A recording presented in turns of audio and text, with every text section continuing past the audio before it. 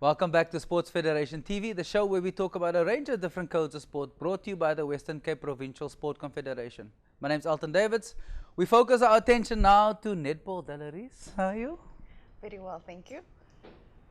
Don't look at me so serious. Tatum, you good? I'm good, thank you. And yourself? Good. No reason to complain. Netball is an interesting sport, I'm told. There are 9 players on a court, am I right? No, only 7. Only 7. Yes, only okay, 7. so explain the 7 positions to me, Asableef. So the first one is the shooter, which is called the goal shooter. And then there's also the goal attack. She is the helper to the goal shooter. Then there's the wing attack. She's the one who feeds the ball to the circle. And the center. The center is the one who can run the whole court full, except in the circles, the shooting circles. Then there's the wing defense. She's also a defender, as well as the goal defense. But the goal defense is allowed to go into the circle with the goalkeeper, which is the last position. Sure. I'm tired just listening to the deliveries. So is that what all those different letters on your body is? Yes. The different allocations for positions. So what is your allocation? Mine, I'm a wing attack. And what does a wing attack do? The wing attack feeds the ball to the shooter. Okay. But now explain to me that there's a half circle, then there's Yeah. 2 lines and then another half circle. Am I right? Yes. Yeah. Am I right? Okay. So now where do you fit in? What position? Can you run that entire area or how does it work? So the first line that I start at before the whistle goes, Right. I can go beyond that, but not past the furthest line. The second line? Yes, the second line. Okay. Yeah. Okay, so you can only play in that space and all the way back to your own. Yes, and obviously not in the circle. Okay. Yeah. Sure. Now, why do I have to catch the ball and only take 1 step? Is that the only rule that's the hardest rule? No, there's a lot of rules.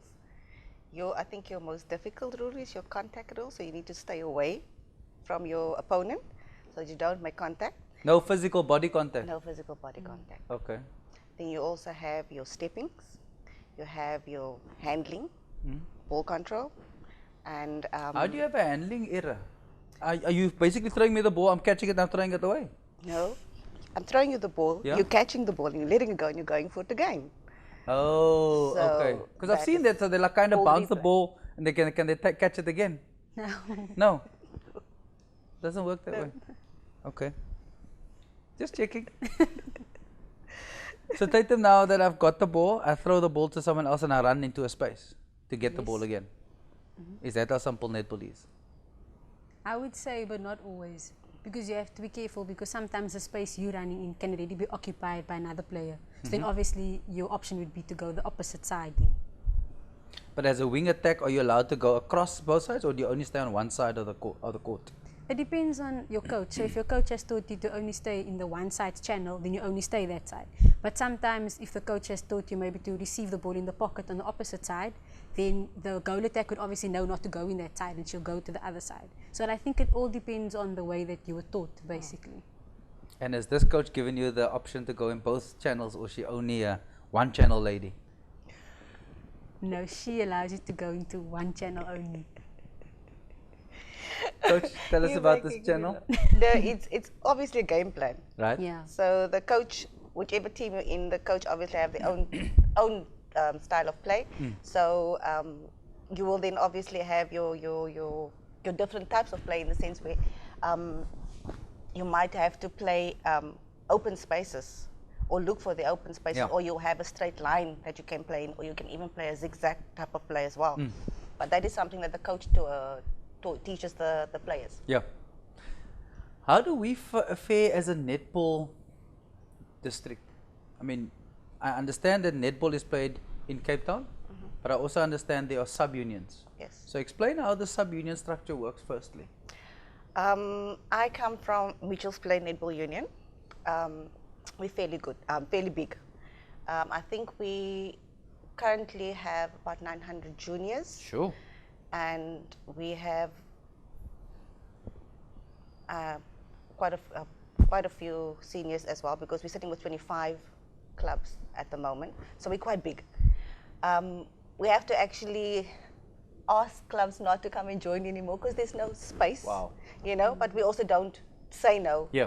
You Make try, a plan. You try and accommodate. Yeah. But it obviously becomes very difficult because at the end of the day, there's a time frame that you play that the netball season starts Yeah. and it ends. And if you look at 25 clubs at one union, filters over there where you should have to play on a Sunday as well. And it becomes quite strenuous on some of the clubs, because you know it's church and you know, but somewhere along the way you have to squeeze these things in so that you can actually finish the season. And our club, our sub-union, we're affiliated with CTNF.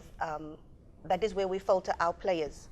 Hence the reason we have board games. That is where they get recognized to play for CTNF development first they have, and then obviously for your under-19 squad, your under-21s as well. You can, obviously there's also, you get the high performance standards as well. So there's a lot of opportunities for our girls at MPNU when it comes to CTNF. Tatum, now that you made the Cape Town team, have you traveled with netball? Has it changed your life in any way? I've traveled with netball, but only, I would say, sports level, I mean school level. So when I was in high school, I traveled to Singapore and Malaysia and Kuala Lumpur, which was quite nice. So yeah, but then with Western Province wise, not really, because the tournaments that we've played, when I played last year and this year, has only been in the Western Cape basically. So other than that, no. Do you think there's opportunity for people to play more netball, in the sense that you currently excelling at what you do? Do you think that's as a result of all the hard work you've put in? I think so.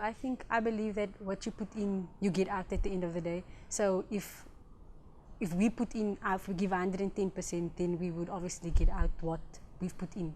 So I do think so, yes. And playing in a team sport versus an individual sport, is there a difference? Definitely. As playing in a team, you have to believe in one another, obviously, because if I'm going to pass the ball to you and I'm going to be like, oh, are you going to catch the ball? So then I'm not going to trust in you, so I'm not going to want to throw the ball to you. So I think playing in a team sport, you need to have that bond with your team on and off court, whereas individual, it's just yourself. So, yeah. Good points. Where do you see yourself in 5 years? Playing the Stings team, playing in the national team? I don't know yet. I'm not someone to visualize so far in. I always take things step by step, because I believe if we plan, we always have this vision, but things don't always work out that way. So I don't know. I tend to take things step by step. Let's take it one step at a time, you Yes. say. Good luck, all the best. Thank you. And come back in 2 years' time and come tell us that you're a Stings player. Huh? I'll do so. In netball, they take a halftime break. We'll take a quick break and we'll do a player change. See you now.